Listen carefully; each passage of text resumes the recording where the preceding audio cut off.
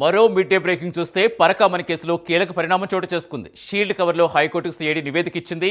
రవికుమార్ ఆస్తులపై నివేదిక సమర్పించింది. నివేదికలు తమ ముందు ఉంచాలని రిజిస్ట్రార్ జ్యుడిషియల్కు ఆదేశించింది కోర్టు. ఈ కేసు తదుపరి విచారణ శుక్రవారానికి వాయిదా వేసింది. నివేదిక అందజేసేలా ఆదేశాలు ఇవ్వాలని రవికుమార్ తరపు న్యాయవాది కోర్టును కోరారు. న్యాయవాది అభ్యర్థిని న్యాయమూర్తి తోసిపుచ్చారు. పూర్తి ఇచ్చేందుకు మా కరెస్పాండెంట్ రవివర్మ సర్దుకున్నారు. ఎస్ రవివర్మ, ఇంకా కోర్టు ఏం చెప్పింది? ఎస్ సతీష్, టీటీడీ పరకామణి కేసు విచారణ పూర్తి చేసింది. సిఐడి అధికారులు పూర్తి చేశారు. అక్టోబర్ 27వ తేదీన ఈ కేసు విచారణ చేపట్టాలి, విచారణ చేసి పూర్తి నివేదికను తమకు అందజేయాలని చెప్పేసి హైకోర్టు సిఐడి అధికారులను ఆదేశించింది. ఆ మేరకు విచారణ చేపట్టినటువంటి సిఐడి డీజీ రవిశంకర్ అయ్యనార్ దాదాపు నెల 10 రోజుల పాటు విచారణ చేపట్టి పూర్తిగా నివేదికను సిద్ధం చేశారు. దాదాపు 156 పేజీల నివేదికను సిద్ధం చేసి సీల్డ్ కవర్లో ఇవాళ హైకోర్టుకి సబ్మిట్ చేశారని చెప్పి తెలుస్తుంది. సబ్మిట్ చేశారు. అయితే దీంట్లో ఈ హైకోర్టుకి సబ్మిట్ చేసిన వాటిలోనే రవికుమార్ ఆస్తులకు సంబంధించినటువంటి వివరాలన్నింటినీ కూడా ఏసీబీ అధికారులు అయితే హైకోర్టుకి దాఖలు చేశారు. ఈ నేపథ్యంలోనే కేసు విచారణకు సంబంధించిన వివరాలన్నీ పూర్తి విచారణ నివేదికను తమకు అందజేయాలని చెప్పేసి నిందితుడు రవికుమార్ తరఫున న్యాయవాది హైకోర్టును ఆశ్రయించారు. అయితే హైకోర్టు రవికుమార్ న్యాయవాది అభ్యర్థనను హైకోర్టు తోసిపుచ్చింది. అలాంటి నివేదిక లేదు, అందజేసేదని కుదరదని చెప్పేసి హైకోర్టు అయితే తోసిపుచ్చింది. అయితే విచారణ మరో శుక్రవారానికి వాయిదా వేసింది. ఇదిలా ఉండగా ముఖ్యంగా హైకోర్టు దాదాపు ఇచ్చిన ఆదేశానుసారం సిఐడి అధికారులు నెల 10 రోజుల పాటు విచారణ చేపడుతూ వచ్చిన క్రమంలోనే సిఐడి అప్పుడు పరకామణి కేసు నమోదు చేసినటువంటి సతీష్ కుమార్ను కూడా హత్య చేయడం, ఇలాంటి పరిణామాలు చోటు చేసుకున్న క్రమంలోనే పూర్తి స్థాయిలో విచారణ చేపట్టినటువంటి సిఐడి అధికారులు అటు కరుణాకర్ రెడ్డిని, గత ప్రభుత్వ హయాంలో టీటీడీ చైర్మన్గా పనిచేసినటువంటి కరుణాకర్ రెడ్డిని, అలాగే వైవి సుబ్బారెడ్డిని, అలాగే అప్పటి ఈఓ ధర్మారెడ్డిని వీళ్ళ ముగ్గురిని కూడా విచారించి పూర్తి నివేదికను సిద్ధం చేశారు. అదే కాకుండా నిందితుడు రవికుమార్కి చెందినటువంటి ఆస్తుల వివరాలన్నింటినీ కూడా అటు చెన్నై, అటు బెంగళూరు, హైదరాబాదు, విశాఖపట్నం ప్రాంతాల్లో ఉన్నటువంటి ఆస్తుల వివరాలన్నింటినీ కూడా సేకరించారు.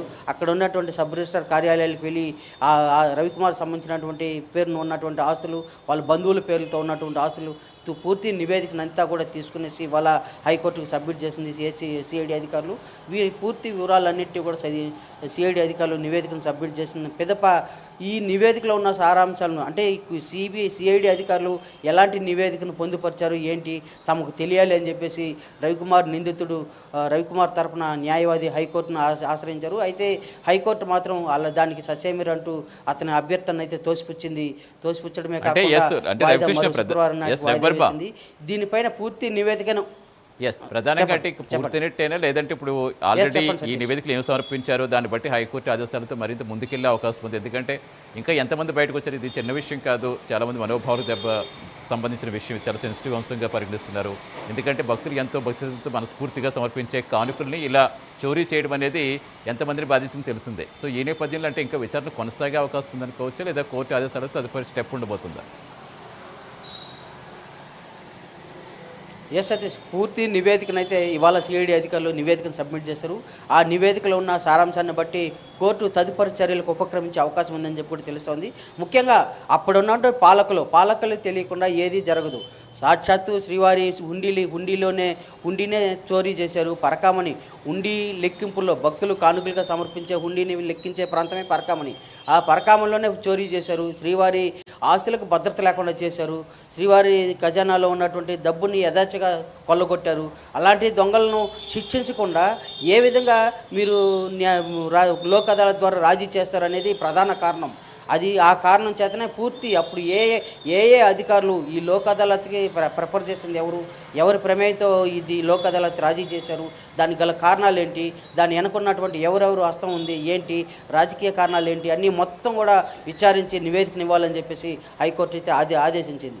ఆ మొత్తం విచారణల నేపథ్యంలోనే విచారిస్తున్న క్రమంలోనే అప్పుడు కేసు పెట్టినటువంటి సతీష్ కుమార్ని మరోమారు రెండవసారి విచారణకు రావాలి.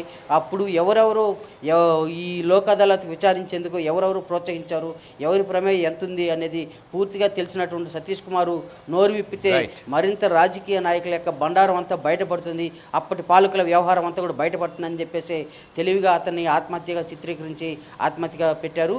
అయితే అది ఆ కేసు మరోవైపు రైల్వే పోలీసులు అయితే విచారణ సాగిస్తూ వస్తున్నారు. ఈ క్రమంలోనే ఇవన్నీ పూర్తిగా విచారించిన పిదప హైకోర్టు అయితే ఈ కేసు పట్ల సీరియస్గా ఉంది. ఈ కేసు నివేదిక సారాంశం మొత్తం పరిశీలించిన పిదప చర్యలకైతే ఉపక్రమించే అవకాశం ఉందని చెప్పి స్పష్టంగా తెలుస్తూ ఉంది. అందుకే శుక్రవారం నాటికి మరో వాయిదా వేసింది. ఆ వాయిదా అనంతరం హైకోర్టు చర్యలకు ఉపక్రమిస్తుందని కూడా స్పష్టంగా తెలుస్తూ ఉంది. Satish, thank you Ravi Varma.